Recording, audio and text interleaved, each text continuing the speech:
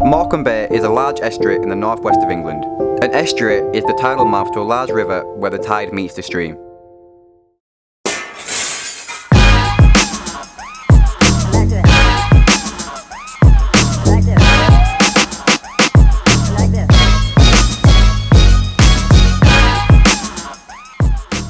We made the drive up there, it took around an hour, and we were met with overcast conditions. However, the sun was there, just not too much.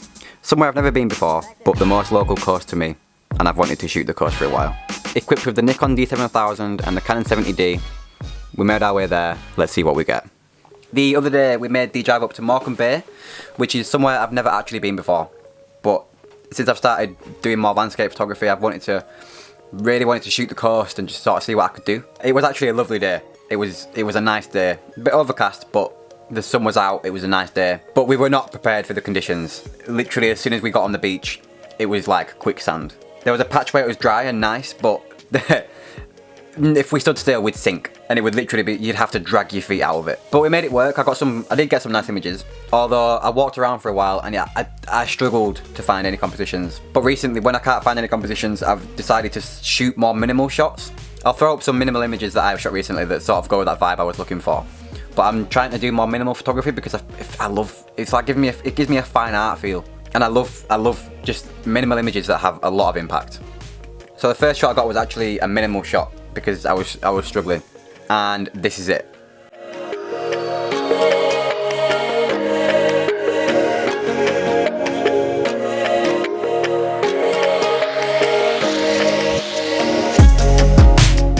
I love this shot because I love how it layers up. So you've got the sand in the first layer, and then the little islands, more islands, layer of the sea, and then the sea layers up until the land. But the zoom really compresses the image, so it gives it that flat feel. And that's what I was looking for in the minimal images. And another minimal shot was actually just a shot of the sand. I was looking at the texture of the sand and the way the water was reflecting, and it just stood out to me.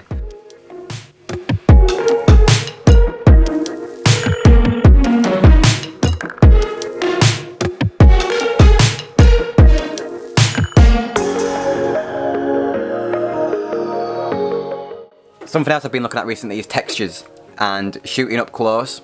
And I never ever shoot black and white, to be honest. Never. This is a matter of opinion, but I've always thought shooting black and white is a bit of a cop-out. It's not a cop-out. I've always thought that, but it depends on the image you shoot.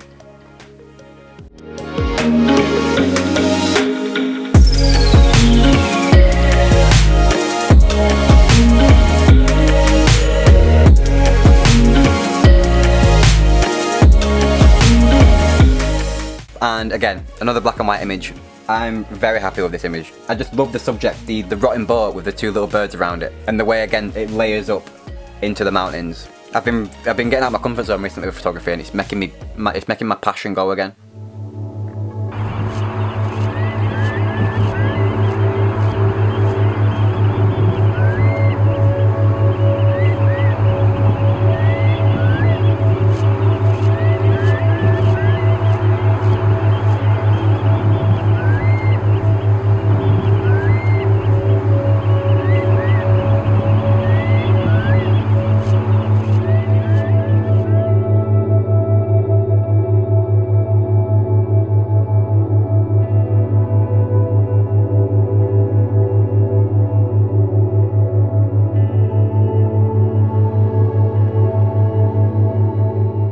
This shot, see, when I shot this, I wasn't keen on it because I didn't want the buildings in the background. But it's sort of, I like it because it's two contrasts. It's like left to rot versus thriving, if that makes any sense. It's just my own thought process on it. But again, this isn't something that I would see like framed. My whole premise at the minute is if it's good enough to be framed, it's good enough to put out there. So after that image, we sort of moved along the coast a bit more along like the bay. And there was a lot of rocks, so I got up on top of the rocks to try and get a higher vantage point. And I just saw like a landscape, and it didn't jump out to me as much at first. The thing I saw first was the rocks going down leading to the sea, and I thought I could use that as a leading line. I framed this image with the post dead in the centre. I'm trying to get a more dramatic feel with my landscapes at the minute. And I feel like this came out very dramatic. The original photo is a lot more sunnier. This looks very like cool. However, that's what gave this image the more dramatic feel. This is a 16:9 crop, but I have shot this in square as well, and I'm not too sure which one I prefer, so I kept both because I was happy with both final images.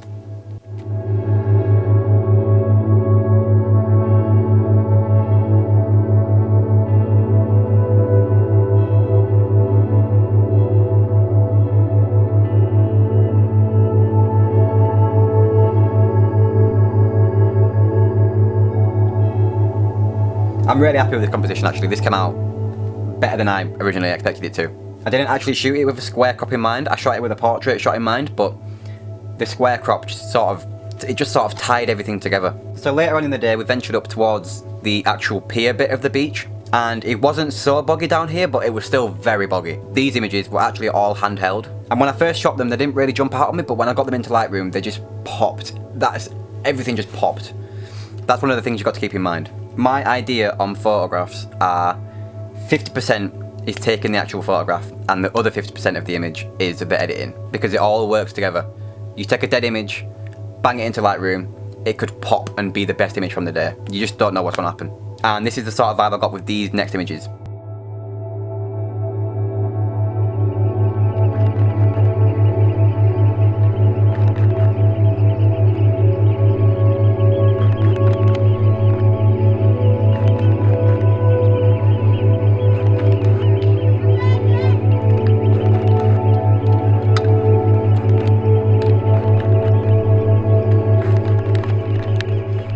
These are all handheld snapshots as the sun started to dip down. Still cloudy, so we didn't get a popping sunset. However, I am more than happy with these images.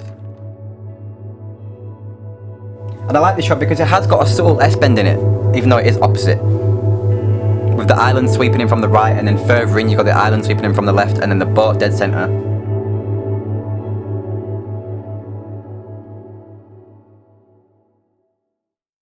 I love the tones in this picture. I love the sky. I love how it ties in perfectly with the nice sort of very subtle teal in the ground. But the thing I loved about this shot, or these shots in general, was the reflection in the water. The water was so still that there was no wind pretty much, and whatever wind there were, it just made ripples in the water which enhanced the reflections anyway. So after about a good 2 hours, we'd been walking around and shooting, and the sunset hadn't really popped yet, so we sort of called it a day. And the last shot I managed to grab was actually this shot. Now you can see the sunset is slowly starting to pop, but the clouds were just too cloudy. But I love this image. It's basically just pretty much a silhouette landscape, and I actually caught two little birds on the water as well. And again, this was also handheld. I always find it hard shooting with a zoom lens handheld, because no matter how small the shake is, it picks it up. So this was a very, very high shutter speed. However, I've never been to Morecambe before, and I wanted to shoot it. I wanted to get some coastline images, and I also wanted to take you with me. So because I didn't do a lot of filming while I was actually there, I thought I'd come home and talk you through the images that I did get. Now there might only be a few, but it's better to get a few images than a backed up hard drive of 1,000 images that are just snapshots that you can't be arsed going through. Because that's the rut I got myself in. I used to just shoot, spray, everything. Oh, that looks nice, shoot. And I'd get home from a shoot and I'd have 5,000 to 8,000 images to go through, and it would put me off. I would sit in my computer and it would put me off. I would sit there not wanting to go through the images because there's that many. So I highly recommend taking more time with your shots, setting up your composition. If it doesn't look good, don't shoot it. Just go to a different location.